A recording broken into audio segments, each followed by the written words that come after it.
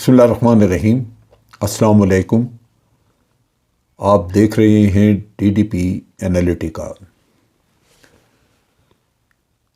نومبر کے آخر میں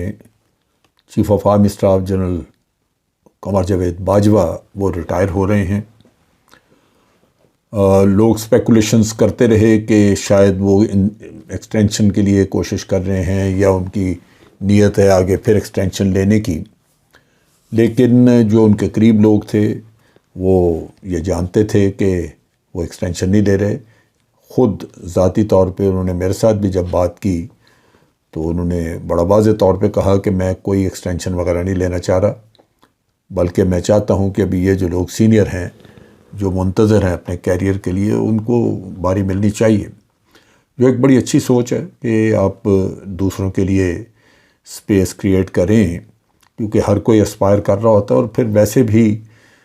ایکسٹینشن مل جائے، ایک مل جائے، دو، بالآخر ختم ہوتا ہی ہے، سروس نے ختم ہونا ہے۔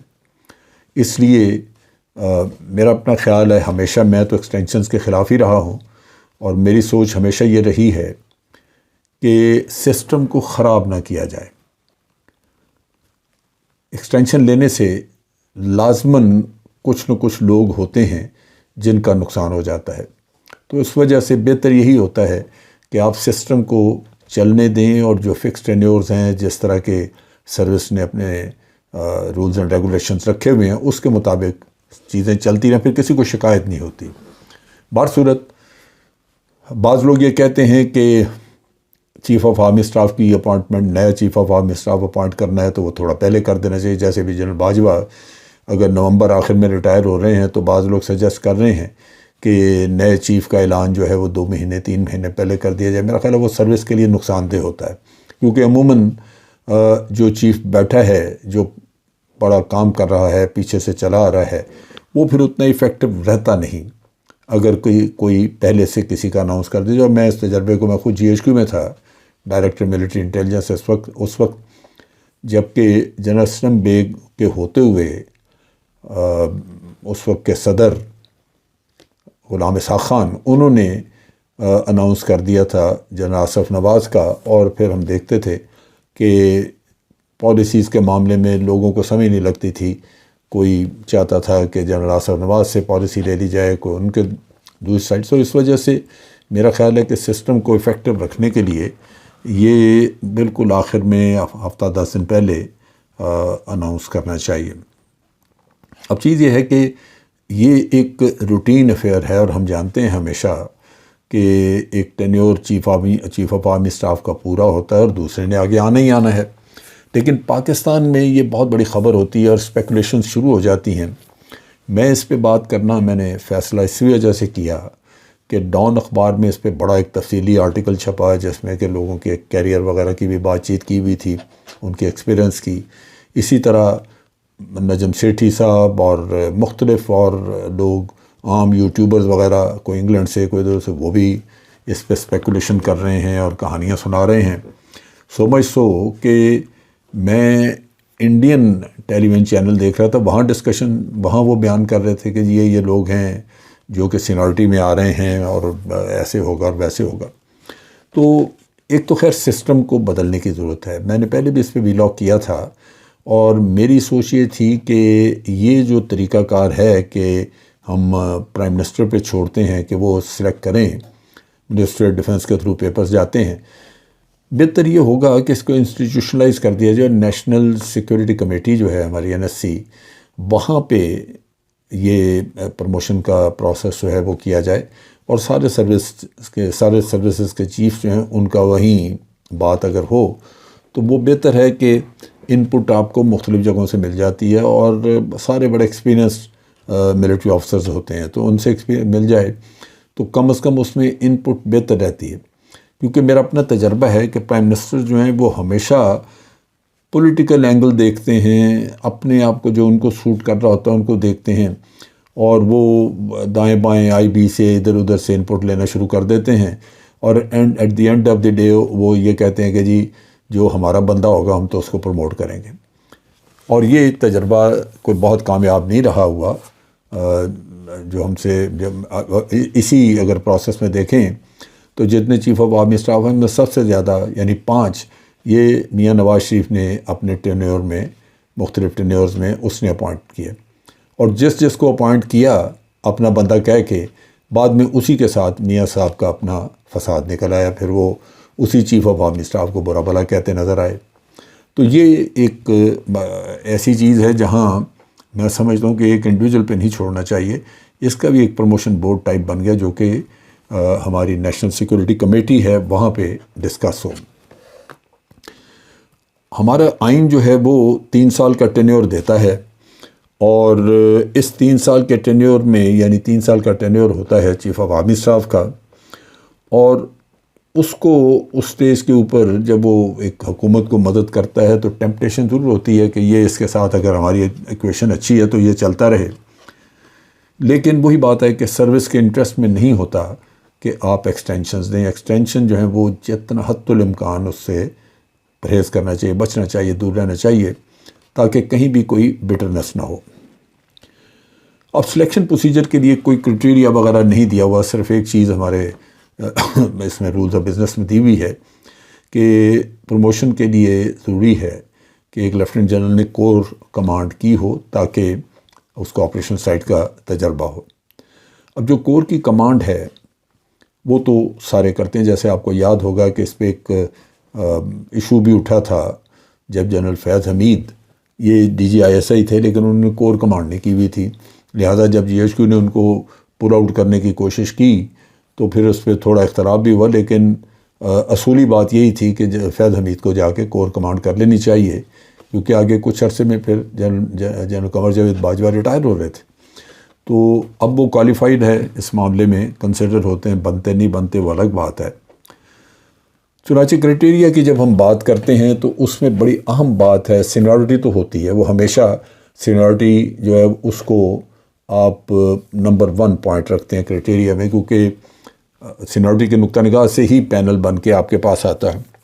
پھر اس میں بہت ہی اہم انپٹ ہوتی ہے out going chief of army staff کی، اس کی وجہ بنیادی یہی ہے کہ اس نے بڑا کلوزلی ان لوگوں کو دیکھا ہوتا ہے۔ ادروائز تو لیفٹیننٹ جنرل جو بھی پروموٹ ہوتے ہیں وہ اگر ان کو ریکوزٹ ان کی وہ باقی کنڈیشن پوری کریں جیسے کور کی کمانڈ وغیرہ تو 19-20 کے فرق پہ ہونے چاہیے، باقی سب کمپیٹنٹ ہوتے ہیں اور سب اس اہل ہوتے ہیں کہ ان کو آپ پروموٹ کر دیں، لیکن پھر سینیورٹی کا اس میں رول آ جاتا ہے کہ آپ سینیورٹی کے نقطہ نگاہ سے پروموٹ کرتے ہیں لوگوں کو۔ اب یہاں پہ سینیورٹی جو ہے وہ اس لیے بھی اہم ہے کہ یہاں پہ chairman joint chief of staff committee جو جنرل ندیم رضا ہے وہ بھی ریٹائر ہو رہے ہیں،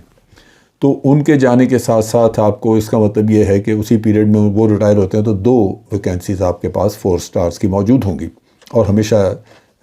اسی طرح ہوتا ہے کہ 2 ہمارے ہاں سسٹم اسی طرح کا ہے کہ ایک ہی وقت پہ تقریباً ریٹائرمنٹ ہوتی ہے تو 2 ویکینسیز ہمارے پاس آ جاتی ہیں۔ اب 2 ویکینسیز کے نقطہ نگاہ سے سینئر موسٹ 2 لوگ جو ہیں ان کو بن جانا چاہیے، لیکن بعض اوقات یہ ہوتا ہے کہ جس کو آپ جو 2 پہلے سینئر موسٹ ہیں ان میں کوئی ایسا نمبر 2 والا بندہ یا نمبر 1 کوئی ایسا ہے کہ وہ سینیورٹی میں تو نمبر 1 یا نمبر 2 ہے، لیکن اس کے پاس وہ ریکوزٹ ایکسپیرئنس نہیں ہے، کیونکہ بالآخر جو شیڈ ایک سے دوسرے کا فرق آتا ہے وہ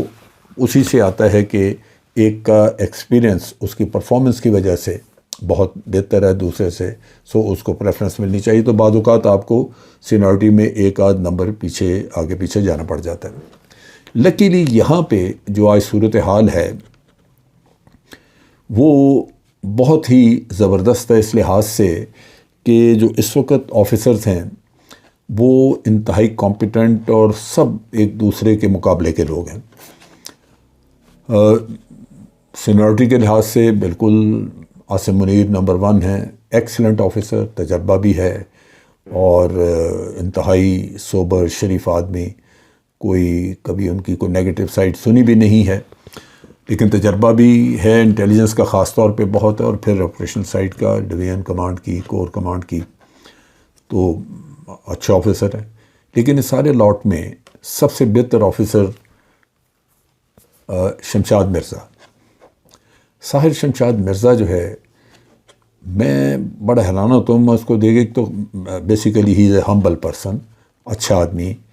نوبل، شریف، کبھی ان کی کوئی نیگیٹو بات ان کے بارے میں سنی نہیں، لیکن اس کی گرومنگ بڑی زبردست ہوئی ہے، ایسی زبردست گرومنگ ہے اور اس طرح کی اپوائنٹمنٹس ہیں، اس طرح کی پرفارمنس دی ہوئی ہے کہ آدمی مطلب آپ کو فیصلہ سازی میں کوئی دقت نہیں ہوتی، آپ کا ذہن خود بخود اس طرف اٹھتا ہے کہ اگر میں نے کوئی پک کرنا ہے کسی پہ پریفر کر کے تو ہیئر از اے پرسن۔ تو میرا خیال ہے کہ اگر سروس کے نقطہ نگاہ سے ہم دیکھیں، فیصلہ تو پرائم منسٹر نے کرنا ہے، اور جو ان پٹ بڑی ویلیویبل ہوگی، بڑی اسٹرانگ ان پٹ ہوگی، وہ ہوگی out going chief of army staff کی، کیونکہ ہم تو باہر سے دیکھتے ہیں وہ جو کہ آبویس ہے، لیکن یہ کہ جن کمانڈرز کا ڈائریکٹ 1 to 1 واسطہ پڑتا ہے، وہ بعض اوقات ان کے امپریشنز ڈفرینٹ ہوتے ہیں، تو ان پٹ جنرل باجوہ نے دینی ہوگی، وہ دیں گے، لیکن جو وہ بظاہر نظر آتا ہے ساحر شمشاد مرزا ڈیفینیٹلی ہی اسٹینڈز آؤٹ، اور اس کے بعد اگر کوئی آفیسر ہے تو وہ اظہر عباس ہے، لیفٹیننٹ جنرل اظہر عباس، جو کہ ابھی سی جی ایس ہیں، سی جی ایس بڑی پاورفل اپوائنٹمنٹ ہے، جی ایچ کیو کی سب سے پاورفل، سب سے سینئر، سب سے امپورٹنٹ ڈپارٹمنٹ ہے، اور وہ سکسیسفلی چلا رہے ہیں، اور جو سی جی ایس کا تجربہ ہے وہ ساحر شمشاد کو بھی ہے، کیونکہ سی جی ایس کی حیثیت سے آپ جب جی ایچ کیو میں بیٹھتے ہیں، چلاتے ہیں چیزیں، تو ایز اے میٹر فیکٹ آپ کو آرمی چلانے کا ایک تجربہ مل جاتا ہے، یعنی you become equally competent to manage the army. تو اس لحاظ سے میں سمجھتا ہوں کہ اس سٹیج کے اوپر ان لوگوں میں ڈیسیژن میکنگ کا کوئی مسئلہ آنا ہی نہیں چاہیے، کوئی لمبی چوڑی کہانی نہیں، کوئی قصہ نہیں ہے، اسٹریٹ اوے آپ اوپر سے 2 پک کر لیں تو آپ کا مسئلہ حل ہو جاتا ہے، اور ایک کو چیئرمین بنا دیا جائے، دوسرے کو چیف لگا دیا جائے، اینڈ آئی تھنک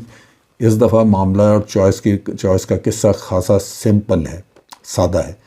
اور ایسے نہیں ہے کہ آپ کو بڑی ٹکریں مارنی پڑیں۔ میرے نقطہ نگاہ سے، میں جو باہر بیٹھ کے دیکھ رہا ہوں، جو میرا ملٹری ایکسپیرینس ہے، میں اس کے نقطہ نگاہ سے کہتا ہوں کہ چوائس اس دفعہ کافی حد تک سمپل ہے، لیکن آئندہ کے لیے یہ کرائٹیریا، پروسیجرز، یہ چیزیں ورک آؤٹ کر لینی چاہیے، اور اس کے ساتھ ساتھ اس کو انسٹیٹیوشنلائز کرنا چاہیے، انڈیویجول پہ نہیں چھوڑنا چاہیے، کیونکہ میرا تجربہ ہے کہ ہم جب پرائم منسٹر وغیرہ پہ چھوڑتے ہیں تو اس میں پھر پولیٹیکل کنسیڈریشنز آ جاتی ہیں۔ بہتر یہ ہوگا کہ یہ ڈیسیژن جو ہے یہ نیشنل سیکورٹی کمیٹی میں کیا جائے۔ آج کے لیے اتنا ہی۔ افواج پاکستان زندہ باد،